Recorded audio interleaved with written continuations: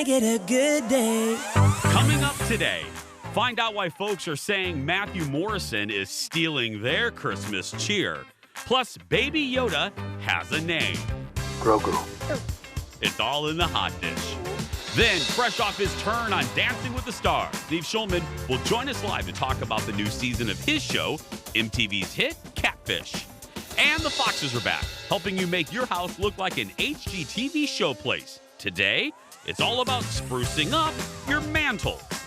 Here we go. Let's make it a good day. We do it our own way. Let's make it a good day. Oh, no matter what they say. Oh, yeah. And good morning, everybody. It's a brand new week post-Thanksgiving with stuffing in our belly. Welcome to the show. I'm Jace. Thank you so much for being here. Kendall has the day off, and deservedly so. But you know what? I still have friends hanging out with me. Let's say hello to today's virtual audience. We have Raquel, Angie, Claire, Reese joining us. Good morning, ladies. Good morning, Jason.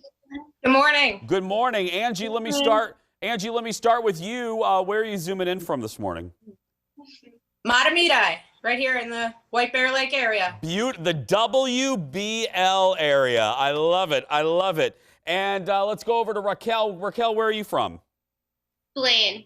Oh, Blaine. I got to tell you, Blaine's one of the areas I'm looking for a house from my mom. So you may be neighbors with Dar soon. And finally, hi, Clarice. It's Kathleen. It's Kathleen. I'm sorry. Hi, sweetie.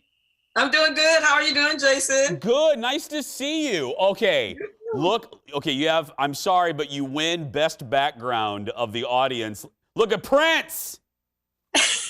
Look at that. We'll be checking in with the ladies coming up in a little bit. I mentioned my mom, and it was great. Like a lot of you know, we had smaller gatherings. My mother, because I see her basically every day, is part of our bubble. So we felt it was safe to have Thanksgiving with her, so she came over. One of the first Thanksgivings in years that I got to spend with her, and it was just wonderful. And then I went to go visit her over the weekend, and I pulled up in front of her where she's staying right now, and I look up into a tree, and I saw this. Look at this video. I saw an albino squirrel. Okay, so look at that thing. And he was just kind of sitting there. He had little red eyes. Now, look, this video isn't as great as the drunk squirrel we showed you on Wednesday, and I'm not the best nature photographer, but that thing was up in that tree, did not move until I got closer. I scared him and he ran away. But I've seen black squirrels in my time here in Minnesota. I have never seen an albino squirrel right there, but he was sure cute. And by the way, today is my mom's birthday. So happy birthday, Mom. It's her first one spending it here in Minnesota. And it was just, I don't know, the simple joys of life. It was just really great having her here and looking across the table. And there's Colin and there's my mom. And it was great. She ate just a little bit, and I still have leftovers for days. So if anybody wants to come over to the house tonight, come on over.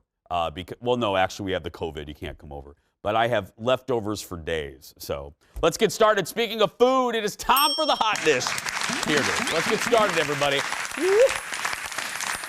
Okay, first up, if you're watching the Thanksgiving Day Parade, you may have gotten a look at the teaser for NBC's upcoming production of the Grinch musical. You know, NBC's still doing these live musicals. Matthew Morrison from Glee plays the Grinch. And let's just say, the internet wasn't a fan. Look at this. You're a mean one, Mr. Grinch. I hate Christmas. Mean one, Mr. Grinch. Okay, so this is going to air on December 9th. BuzzFeed has a list of the best reactions to this. And thank you, Leo, for freeze for. Now look at that. Now, I know times are tough for all television networks, but could you do a better costume? That looks like Matthew Morrison went down to Party City and got like a George Hamilton wig. And look at the face. There's no prosthetics on his nose. Somebody just painted a darker green on Matthew Morrison's nose. The Grinch is supposed to look like the Who people, but instead he looks like Matthew Morrison painted green. Again, I know times are tough, but it is horrendous. And the Grinch doesn't have coiffed hair. Who thinks the Grinch has, look at that coif. Nobody. No, people are hating on this, and I get it. There are much bigger things. There are much bigger lake perch to fry right now in our world. But I'm just going to tell you, this is one of them. It's unbelievable. Let's go to our audience. Angie, did you see this preview by chance? No, I missed that one, so Okay. I guess that's okay. Let me ask you, Angie, have you seen any of these live TV musicals? I don't know if they're considered a musical. I don't know. I've seen like Into the Woods. I guess that was one. Okay. Kathleen, have you seen any of these? Like, Carrie Underwood and Sound of Music or any of these network musicals? Kathleen, have you seen any of them? No, I have not. Actually, I really haven't seen anything like that. Okay. Let's go to 3 for 3. Raquel, have you seen any of their musicals? I have seen some, but I don't know. Thank goodness. Somebody give Raquel a car. Which one have you seen, Raquel? I don't think I'd watch this one, though. No. I'm telling you, it is, and I like The Grinch. The Grinch is a great story. But again, it's NBC. It's not like it's public access. And no offense to my public access friends, but I got to tell you, there are better costumes on RuPaul's Drag Race. Let the drag queens do that. Get the drag queens in there. They'll teach NBC how to put a costume on. Look at that. Thank you, Leo. See, now this is what Leo does. Leo pulls this back up because he knows it just irritates me. And I have nothing against Matthew Morrison, but that's horrible. It's like, look, the scarf from Macy's and the outfit from Party City. Next in the British. Next in the dish, the British government has a lot of concerns these days. There's the Brexit saga, and then, of course, the pandemic, but they're adding another thing to worry about to their list, the Crown. I'm not kidding. The UK's cultural secretary is calling on Netflix to put a disclaimer at the start of each episode, labeling it as fiction. Without that, the secretary fears younger viewers may get confused. The current season, here's why. The current season takes viewers into the 80s and the beginning of the 90s and offers an unflattering view of some members of the royal family, Prince Charles. This comes after Princess Diana's brother had a similar reaction. Look, you can't help people's opinion. I don't care what kind of warning label you put on the show. If people don't take time, if they don't know they're watching a show and not a documentary, no warning is going to help them. It doesn't much matter. Now, I will say a lot of folks do what I did. The moment you're watching the show, you go on Google and you go, did Prince Charles really hate Diana's birthday dance? You do that. And that's what a lot of people are doing. Because if you go to Google and you put Princess Diana, it's all search sentences related to the crown. But other than that, it's not going to help. I don't care what kind of label. People fast forward past those labels anyway. It's not going to do a darn thing. Now, look, you got to look at the crown as this. This is how I do it. I think everything in that show, I think, is 40% accurate. And then the rest of the 60% I take with a grain of salt. It's still entertaining to me. Do I think Prince Charles really acted like that the whole time? No. I think there is his side of the story. I think there is Diana's side of the story. And right there in the middle is the truth. And if you want to hear Diana in her own words, on Netflix, conveniently, there's a documentary from, I believe, 2 years ago called Diana in Her Own Words. Watch that to get Diana. But again, that's just Diana's side of the story. Again, it's called Diana in Her Own Words. Next in the dish, George Clooney is just like us. He really is. He was on CBS Sunday Morning yesterday promoting his new Netflix movie, The Midnight Sky. But everyone is talking about this soundbite. And have you been cutting your own hair? I've been cutting my own hair for 25 years. So it has nothing to do with quarantine? No. Look, my hair's like really like straw, and so it's easy to cut. You can't really make too many mistakes. So years ago, I bought a thing called a Flowbee, which when we were You did not? when I was a kid, yeah. The infomercial, the Flowbee. This ingenious device lets you give yourself and family perfect haircuts every time. It comes with a vacuum cleaner and the Yes. clippers. Yeah, I still have it. Stop it. You don't use it. My haircuts take literally 2 minutes. I go, Is this Flowbee? yeah, it's Flowbee. That is awesome. Yeah, listen, man, it works. Now, I wouldn't do it to my wife. No, probably not. Fun fact, floor director Tyler has been using Flowbee since 2005. Looks great. That's where he's wearing a hat most days. Anyway, I could do it. I mean, I basically have George Clooney's hair. I don't have his looks, but this is Fisher-Price hair. This hasn't moved since George W. was in the White House. And actually, what's funny is that we're talking about hair. Over the weekend, my father-in-law, my mother watches nothing but Investigation Discovery. My father-in-law watches nothing but the Ion Network. It's nothing but Chicago PD, Chicago Fire, Chicago Vet Clinic, Chicago Post Office, Chicago Beauty Salon, where he watches all of those. And there's a cop on that show that kind of had my face, but had slightly longer hair on the top. And I thought, you know what? I might grow this out. I don't have the patience, so I might get like a wig that I'll wear in the interim and see how much that irritates our bosses here at Fox. You too could have Clooney hair for 4 easy payments at $9.99. That's how much Tyler bought the Flowbee for. Well, whatever he's doing, it's working because the dude's won 2 Oscars with his DIY hair. The Midnight Sky, by the way, if you want to see it, it hits Netflix on December 23rd. We're going to take a break, everybody. Go get another cup of coffee, and we'll be back with more right after this. Coming up next, more hot dish for you. Baby Yoda has a name, and it's not Baby Yoda. Plus, the Great British Bake Off names its winner, and in the process, makes history. Then we're getting a sneak peek at the new season of MTV's Catfish. And the Foxes are back with our series on sprucing up your home. And today, how to turn your mantles into HGTV masterpieces. Stay right there. The Jason Show will be right back.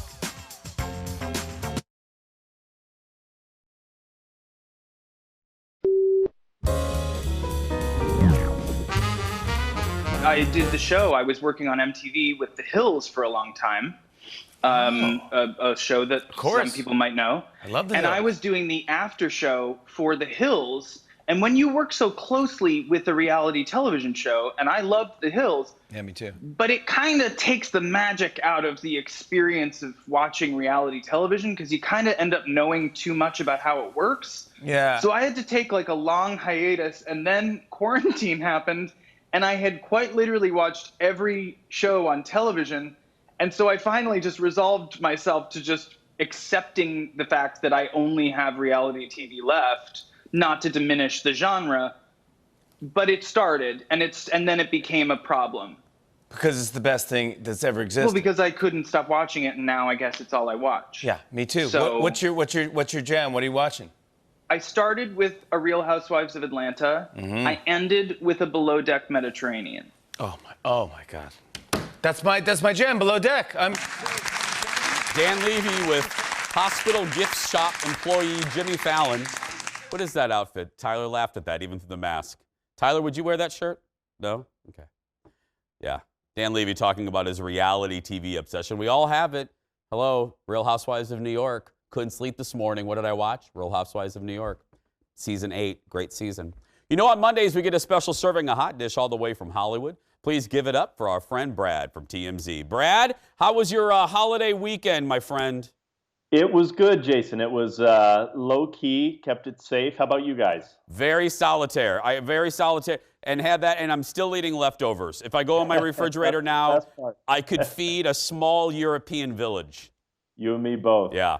Let's talk about Ryan Seacrest. He's ready to move out of his LA house. And this isn't just any house. This is a biggin', as we say up here. This is pretty incredible, considering in 2012 when he bought it, Jason, he bought it for $39 million, and now he has it listed for $85 million. Now, of course, he did put a lot of work into this place. He kind of renovated, did some architectural work as well. When it comes down to it, this is a property with 5 structures on it. There's a home with 9,000 square feet. There's a big pool. There's a lounge. And there's also an outdoor pizza oven, which I think is going to be a favorite for a lot of potential buyers. That's for sure. Isn't it funny, Brad? Like, for you and I, if you said, hey, I'm selling this house, I put in some work on it. That would mean like maybe new countertops and maybe a fancy refrigerator. You know what I mean? Right. A little work for Ryan Seacrest is an outdoor Pizza Hut. Yeah, it's pretty awesome, and the home has some history too. It was owned by Ellen DeGeneres at one point, so it's definitely an awesome property. Let's talk about Star Wars a little bit. We're going to talk about Baby Yoda, but here, some iconic Star Wars memorabilia was stolen. What happened? Well, that's right. It was a Darth Vader mask was stolen from the Bad Robot production studio here in Los Angeles. A bit of a unique story because the man who broke in and stole it was actually a homeless man here in Los Angeles, and he had the items loaded in a shopping cart when he was caught. So luckily, it looks like the things are going to be given back to J.J. Abrams and the studio. But just kind of crazy how easy it was for him to get his hands on this stuff. Yeah, because you would think, call me crazy, but Bad Robot would have a little bit of security. At least a little bit, or some cameras, or even have the Darth Vader mask locked up. I mean, or that. Don't you have it like Right. in a curio cabinet or something? Anyway. I don't know, just out on the counter, yeah. Yeah. Okay, finally, we start with the disclaimer for all the kids watching. We're going to talk about Santa. Santa is real, obviously, but as helpers, those mall Santas are having a really tough time right now. What do you mean? They are. So there's obviously a lot of mall helpers across the United States, and because of COVID, it's been a bit of a challenge. And we spoke with one of Santa's top helpers who helps organize all the Santas at the malls, who said, look, it's been a tough year. Of course, some malls have implemented plexiglass. Some malls do distance photos. But he said, look, the helper Santas, we have to figure out a different way to get to kids. So they've used technology like Zoom, and there's different websites like that. But he says, look, it's been a challenge and just another hurdle in another industry that's taken a hit this year. Well, everybody's affected, I guess, is the lesson for that one, Brad. Everybody. Absolutely. Have a good Yeah. week. Thank you, Brad. You too. Thanks, Jason. For more on these stories, go to tmz.tv. Here's a little fun fact. I don't think Adam and Tyler, and I don't even think executive producer Jeff, who, by the way, isn't here today. You could hear, the studio is so quiet today, you could hear mice playing Battleship. It is so quiet in here. But anyway, I don't even think Jeff knows this. Once, I was a mall Easter bunny. I was helping the Easter bunny. Tyler, don't laugh at that. But I only lasted a day because that suit, it smelled like sweat, corn chips, and desperation.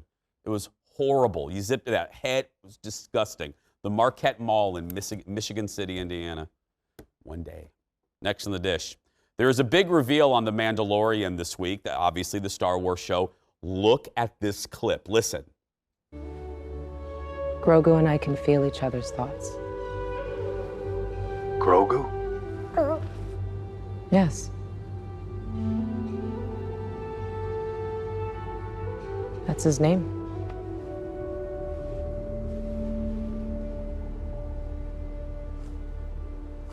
Grogu.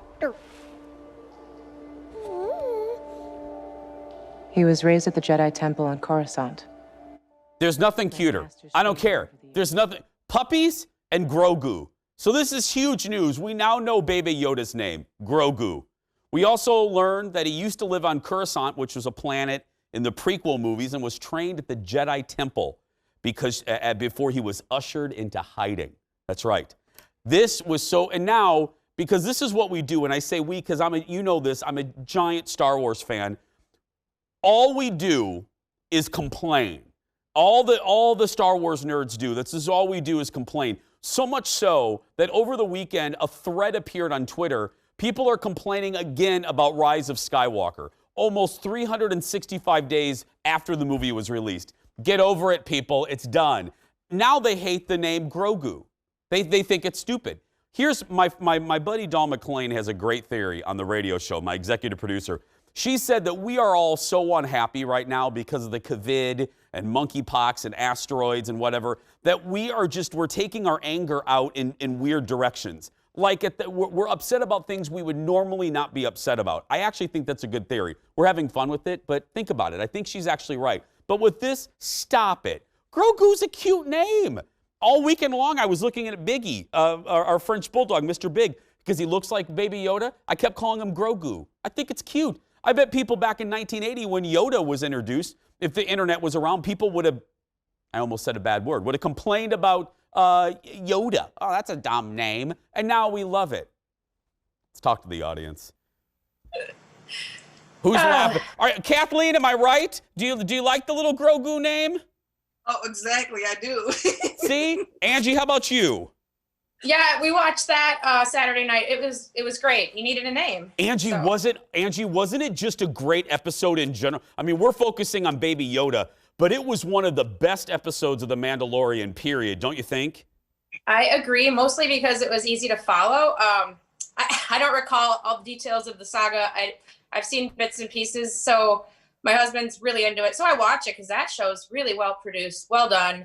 And this one was easy to follow, so I think anybody would like it, not just Star Wars fans. Angie, I'm so glad you said that because I think you represent probably 90% of our audience watching right now, and you're absolutely, and that's why I love the show. You do not have to be a Star Wars fan to enjoy the show. It's just a good TV show. Thank you, ladies. Well, speaking of TV shows, next in the dish, it was a dramatic conclusion to the latest season of another one of our favorites, The Great British Baking Show. Now, before we tell you who won, roll it, Leo, our FCC-mandated spoiler alert animation, well, it came down to Laura, Dave, and Little Peter in the finale. And the winner is... So, it's time to find out who has won, and the judges have said it was the closest final they've ever had and the hardest decision they've ever had to make. Okay, the winner is...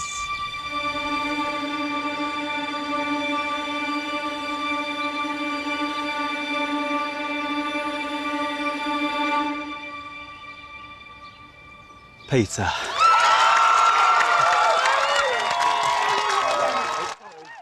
Peter becomes the youngest winner ever on the Great British Baking Show at just 20 years old. He became known for gluten and dairy-free baking at the beginning of the season. This is why, look, I know like my best friend Jen is not really happy about this, but you know why I really, really liked Peter? I always like a really good winner, whether it's on a game show or like when I give prizes on the radio show. I love a great winner. And I love when people appreciate it. And at the end of the episode after Peter won, they did a little montage of when he was a kid and he's been baking. He's been watching the Great British Baking Show for his entire life. Because again, he's like 7. So the show's been around for most of his life. Anyway, he just seemed really grateful. And you add to that, he deserved to win. He was the best. David was right behind it. And then poor Laura. I don't want to add on because you know how I feel about online trolls and monsters. I think they're just the bottom feeders of our society. But to be fair, I'm going to say this. I don't think Laura had any business being in the top 3. She was a little bit of a disaster. I mean, right off the bat in this episode, her first entry was supposed to be custard, and it looked like something on Nailed It. I was waiting for Nicole Byer to come out, you know, and that floor director. I think they kind of set her up to fail because now once again she's getting a lot of hate online, which I do not think she deserves because again, it's just a baking show. But to be honest, if I'm being fair, I don't think she deserved to be in the finals. Let's talk to our audience. Ladies, anybody watch the Great British Baking Show? Anybody? Sorry.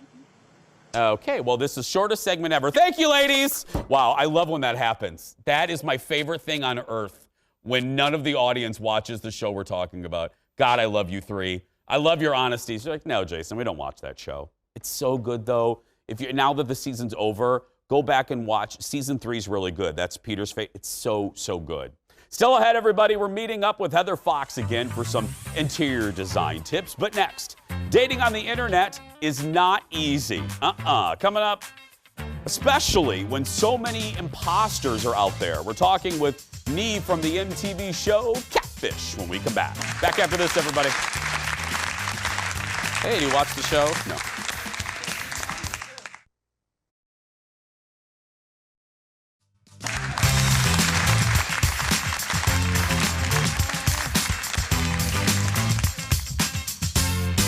Welcome back, everyone. Internet dating is not the easiest thing to do these days. And despite all the warnings out there, people are still getting duped, even in a pandemic. Here's a clip from the new season of MTV's Catfish. I was easily able to connect with her. And it's weird because usually I don't even open up like that to people.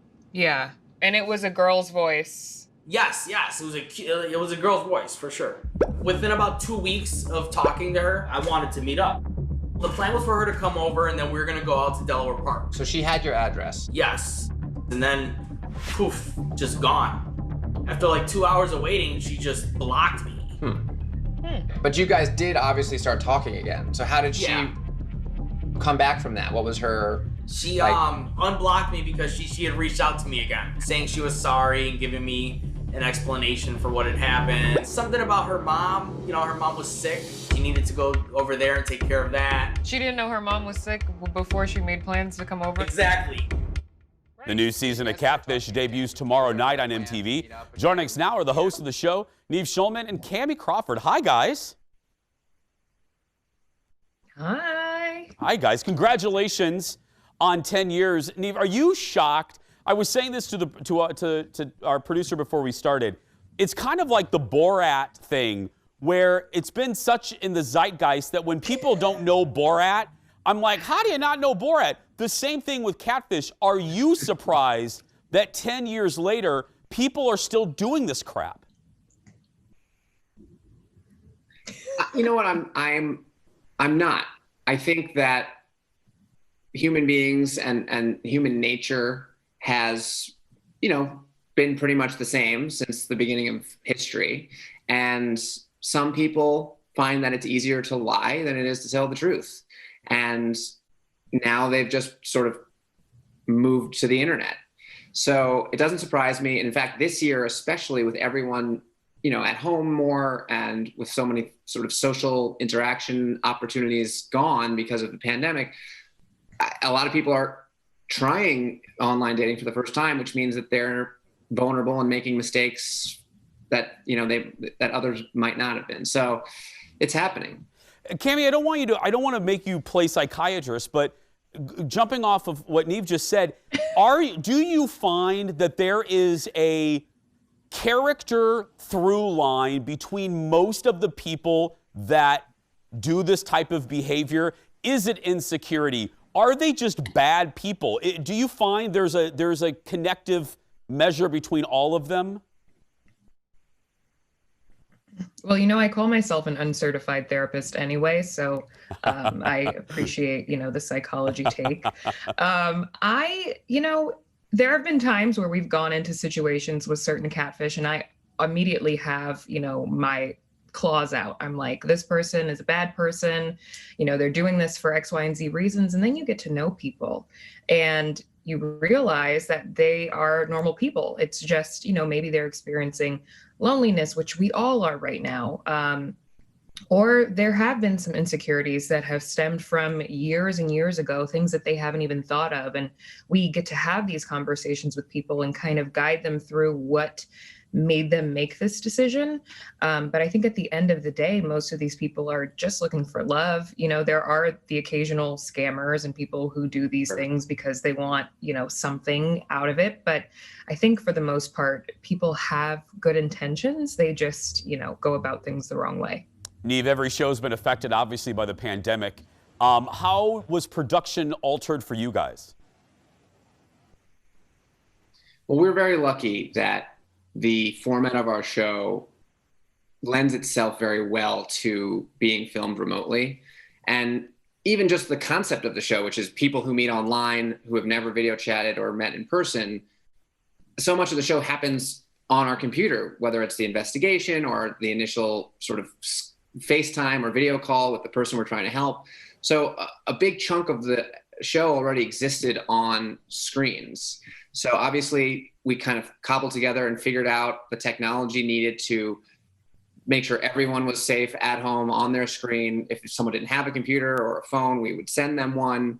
And, you know, it took some stumbling tech-wise, and there were a lot of frustrated, you know, moments where we thought we lost a bunch of footage or connections weren't happening, but we got through it, and it's become actually a really seamless process. So we're lucky that we've been able to help people and keep doing our jobs for the past 8 months. Cammie, I was cracking up watching your face. You were like nodding. Yep, there were difficulties. Yes, there was. Yeah, your face is priceless on that one. Neve, I want to end really quickly, about 30 seconds. It happens all the time. Yeah. I want to end really quickly. Congratulations on a great season of Dancing with the Stars. If you knew now what if you knew then what you know now, would you have still done it? Oh my God, are you kidding me? Look, I was so thrilled that I got to dance for 11 weeks, and I would have done it if I had been eliminated the first week. I don't care. I'm a big fan and advocate for the performing arts. So to get to have a platform to talk about that and share that and hopefully inspire other young people, especially young boys, to consider, the performing arts and dance means a lot to me. So it was a real thrill, and I would do it again. You were great. Guys, thank you so much. I really appreciate your time, and good luck on the new season. Thank you. Thank you so much. Thanks, guys. The new season of Catfish debuts, as I said, tomorrow night on MTV. Seriously, people are still getting catfished. Okay. Again, hashtag, thank God I'm married. Still ahead, we're opening up the Jason Show mailbag. What are y'all writing to me about this week? You'll find out when we come back. Back in a moment, everyone. People are still getting catfished.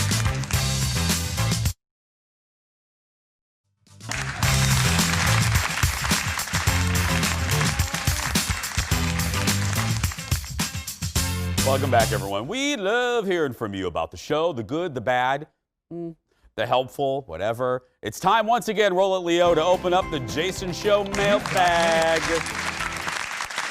Well, first up, I received some very sweet messages last week after opening up about interacting with my mom as I get older. Anna says, thank you for sharing about your trip with your mom. I appreciate your honesty and guidance for those of us in similar situations. And Peggy says, I have patience for my kids and hubby, but I forgot to have that with my folks. I don't think about how the changes have affected them or their feeling of loss. I really needed to hear this, especially with the holidays coming around. Thank you. Yeah, you know what? If you missed it, it's on our YouTube channel, but I'll give you just a brief little couple-liner. I went back down to Louisiana to help my mom pack up her remaining items and get her up here. And, you know, my mom and I are very different in that my mom loves things. And you talk about love language, you know, my mom, things mean a lot to her, items like a hat or this. I'm not like that. And I got very frustrated because I looked around my mom's house as they were packing up and going, I would leave this and leave this and leave this and leave this. And I had to realize it's not my stuff. And my mom has had so much loss this year that it's not my place to tell her to give up anything else. Now, hopefully, eventually, she will. But I had to realize it had to be at her time. And, these letters, I got so many responses. And the general theme was, I think we sometimes forget that our parents are people. They're human. They're not perfect. They say the wrong things. We say the wrong things. They do the wrong things. We do the wrong things. And I have to, again, you have to meet people where they are. I love that phrase. You have to meet people where they are. And I had to meet my mom where she is if I want her to meet me where I am as a 46-year-old guy. I'm not perfect, not a perfect son, not going to be always. And it was a great, great life lesson. Next up, Naomi. She asks, please don't talk about Dancing with the Semi-Stars. This ruins it for us, those of us who enjoy the participants. They are stars to me. Okay. Now, Naomi, I love ya, but this is what I'm going to file this into the maybe a little sensitive thing, a little overly sensitive. It's just a joke. I'm a snarky guy. I always try to keep it in check, but it's just a little joke. I mean, no offense. I've enjoyed the show as well. I really have. It's just a line. So I try, I say it all the time, from spoiler alerts to everything else. My job is not to ruin shows for you. I try to, I walk on eggshells sometimes to try to say the right thing. But, I got to be snarky. Got to be snarky. That's just who I am. Many of you had a reaction to guest Madeline Smithberg calling out beloved producer Ted last week for mixing up the time on her segment. Mary says, I love this so much. Ted's getting a watch from Santa. Yeah, that was, I got to tell you, we laughed because I love Ted so much. Ted is just a dear person to me. But Madeline calling him out when it was truly just an accident was so funny. Finally, Sean says, pull tab question, Jason. When pulling the tabs, do you A, grip and rip all the tabs, or slowly peel back one at a time? And when you find a neon line, do you stop and flip it over to the end? This is a very good question. I do one at a time. I don't crack them all open. I do one at a time usually. And if I see a neon line, no, I just open the whole thing. I have no patience whatsoever. Again, #onlychild. You can stay connected with our show on social media. Check us out on Facebook, Twitter, and Instagram, and just search for Jason Show TV. And thank you, as always, for your feedback. Still ahead, do you know how to dress up your credenza? Do you even know what a credenza is? I didn't until my mom told me. Kindle visits with our good friend Heather Fox for some more interior design tips when we come back. Back in a moment, everyone.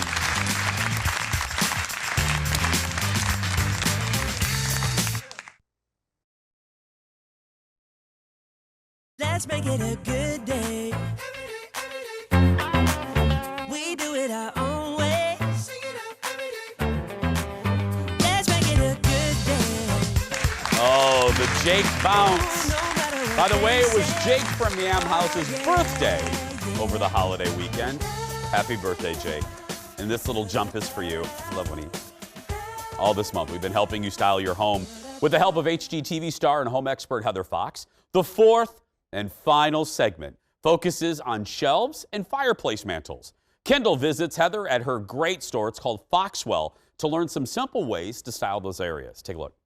This is probably my favorite thing, solely because we're going to talk about a credenza. And if you watch the Jason show, you know that Jason and credenzas don't know who each other are. So we're back here at Foxwell with Heather Fox to talk about how to decorate things. It's our whole month. We're talking about these things to help you out. Now, if you don't have a credenza, you can do this, what we're talking about, on a shelf.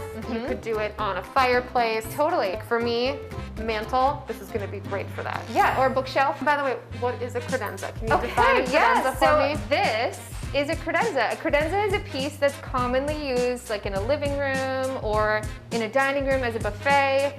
Typically it opens up so you have storage on the inside. Yeah, you sometimes can put them behind a couch, but here we are, credenza. There you go, Jason, this is a credenza. Okay, so pile away. Okay, How do we do this? My first thing is always starting with some art. We need a little bit of color, a little bit of life. This is by a local artist, Christina Johnson. This is a great place to start. So whatever you have, if it's a big family photo, a painting, an inexpensive piece from Home Goods, whatever it is, I like it also set. It just kind of makes it feel a little bit more casual rather than hanging it on the wall. Step 2, a plant. We need something that's alive. Okay. So my thought with this one here, we need a little life up here. Cute. I love this guy because eventually he is gonna drape down the side. Oh, it'll drape down the side. Yep, which I think is like ideal for a situation like this, right? Right. And until that drapes down the side, we have this guy. So this is like a little garland. Easy to find this time of year, right? And just kind of drape it. It adds a little bit of texture, it adds something kind of fun. So we'll have the plant that eventually will kind of hang off on the other side. Right. This kind of hangs on this side until that does that. And it's easy to just like take it off, and when you're sick of it, put it up on a wall. It looks really cool, put it in a window. Next step, books. I like to make it feel kind of casual. I'm gonna throw one over here as kind of a riser for some stuff, and then a couple here. Maybe this one looks better on top. Make them feel, again, kind of casual, not overly like perfect. Throw one on the other side. If you don't have pretty books, turn them this way. So that is the thing? Yeah, Flipping them around, that's the thing? Yeah. Do you want to hear an HGTV secret? Yes. Okay, so the reason why in HGTV, every show you ever watch, you'll always see all of the books placed out like this. Yes. Do you know why? Why? Copyright issues. Stop it! Yes, because they can't show the author or the title. So you'll always see them like this on HGTV. Things I'm learning today. So, and also it's a really great design trick if you don't have pretty books. It's just a way to like make it look better. Next, huge for fall too, dried florals. Oh yeah.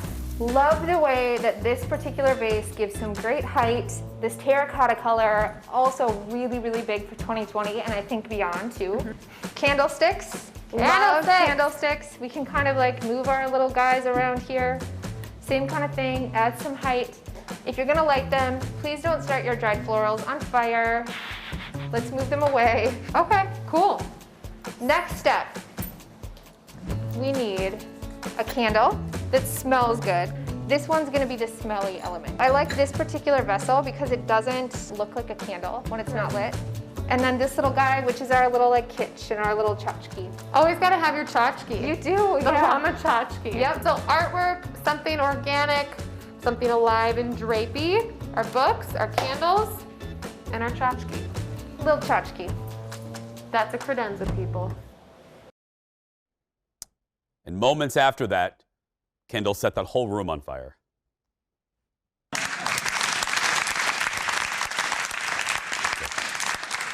Just kidding. See, that's that snarky. Remember right there I told you about that? For more information on Heather's Foxwell shop, it's so good. Support local shop and studio. Check out the website right there at the bottom of the screen, thefoxwell.com. We're going to take a break. We'll be back right after this. Because you know, if Kendall could, though, she'd knock that right over.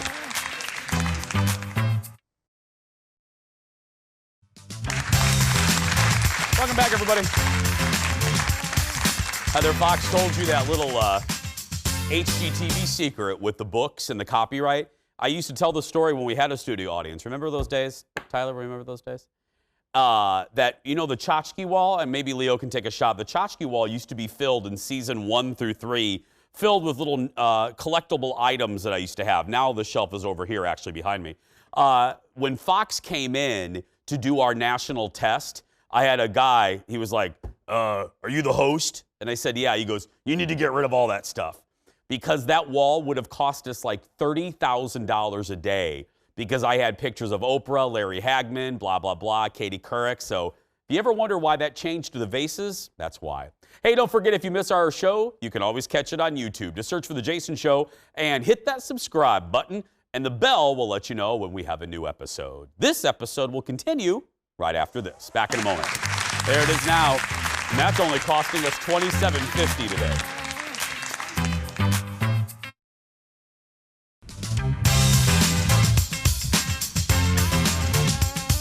Welcome back, everyone. Let's say goodbye and thank you to our audience. Leo, go ahead and put them up. It's Raquel, Angie, and Kathleen. Ladies, thank you so much for joining me today. And especially, I needed you three today because I'm basically here by myself in the studio. Right? Yes. So you guys were like my de facto co-hosts, and you guys did a great job. Happy holidays. Merry Christmas to all three of you. Thank you. Happy holidays. Thanks. Bye, guys. Okay, let's do our bubblegum goodbye, and this is a mystery question. I have no idea what executive producer Jeff typed up. Here we go. You can pick only one, Oprah or David Letterman. Oh. See? That saucy minx, he's not here. I can only pick one. For what? Like dinner at Perkins? What does he mean what do you think, Ted? Just to hang out with? I don't know. What does he mean by this? I'm going to pick, because I've met Oprah. I'm going to pick Letterman. I've met Oprah. So it's not, I don't want to say that very passe, oh, I've met Oprah. But I haven't met Dave, and I would love to. So David Letterman. I'm gonna pick Dave on that one. Because that would be, in my list of interviews, I've been lucky enough to interview most people. You've witnessed it here on the show. The one that's still on my list, that before I retire and go work at Popeyes, I need to interview David Letterman. And then I'll go work at Popeyes tomorrow on the show. Tom and Lucy Riles will join us. Now, here's the deal. He's the warm-up guy for Ellen. She stars in the new Amazon reality show, The Pack. And together, they are well-known parenting authors. Plus, here's the deal.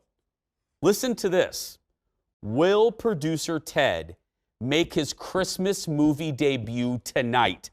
The Christmas Listing, which was shot in Isanti this spring, airs on Lifetime tonight. Ted will have a recap tomorrow. And when we do that segment, I'm going to go off on that Hallmark movie that allegedly had gay people in it. I don't know. It's called Jingle All the Gays or something. And they were in there for 30 seconds. And I'm not happy about it. I'll talk about that tomorrow. But that's going to do it for us today. I don't know what it was called. I don't even know who was in it. We'll discuss tomorrow. If you're watching and you're a kid that's being bullied, you go out there and be yourself because nobody can tell you you're doing it wrong. Thank you guys so much for watching. We'll see you tomorrow. Bye, everyone.